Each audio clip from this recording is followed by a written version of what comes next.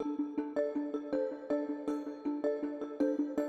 pandemic had an enormous impact on healthcare services around the world, and it was the greatest public health challenge we faced. So here in Cambridge, we tried to make sure we could effectively treat patients with COVID whilst also being able to treat patients with other medical conditions. Different times we faced pressure on the number of beds, staff, equipment and oxygen for us to be able to deliver high quality, safe patient care. So we had to completely rethink how we delivered care in the pandemic, and we knew that the Institute for Manufacturing had enormous engineering expertise that could help us with some of these challenges.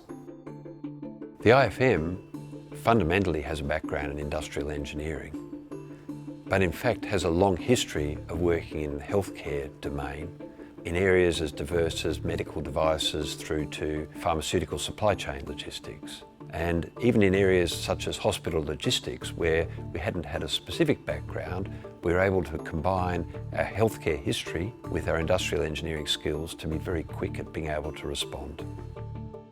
While you cannot fully compare a hospital to a factory, there are important similarities, so that made us use some of the principles and techniques and to apply it to this context of healthcare. That's essentially how we started to work on various operational challenges where our training as engineers could be of help.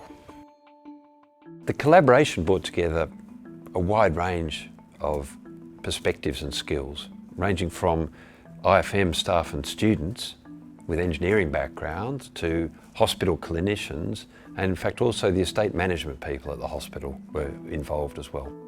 Although we were not healthcare professionals, we understand how to improve operations, we understand how to improve equipment and processes, and we could apply the techniques that we normally apply to a manufacturing environment or an engineering environment into a healthcare environment. With Addenbrooke's, we had 4 key projects that we started off with. One was looking at patient flow within the hospital, so developing a model whereby we could actually inform Addenbrooke's how many beds or ventilators or oxygen they would need over the wave of a COVID pandemic. The second one was understanding the flow and availability of oxygen in the hospital, so we could ensure that the right amount of oxygen could be delivered to the patients at the right time. The third one was looking at the layout of the COVID testing facilities at the hospital, so we could maximize the number of staff that could be tested in a safe manner. And the fourth one was that we'd set up a warehouse for PPE for the hospital. At that time, PPE was of short supply, but there was a lot of donations of PPE coming from all around the country to the hospital, so we helped set up that warehouse that acted as an intermediary between the donations and the hospital. On top of that, we also have worked on a separate project with Royal Papworth Hospital. We were looking at designing a new device, a novel device that could be used to share one ventilator between 2 or more patients. So the partnership was successful because despite different skill sets, we shared common values, and we were able to focus on bringing those skill sets together to deliver better care for our hospitals and also to focus on opportunities for education and research.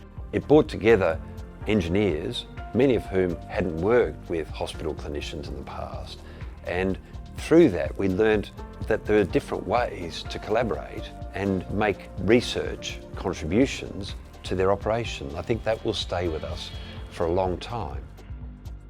So I think the real success of the partnership has been bringing together a whole range of subject matter experts, both the engineering, the hospital operational, the clinical, to work together on solving some of the problems that we faced. So I have no doubt that we will continue to work with the Institute for Manufacturing. The relationships that have been built up over the pandemic have led to opportunity to collaborate on service change, education and research, and I'm sure we'll continue to work on those things.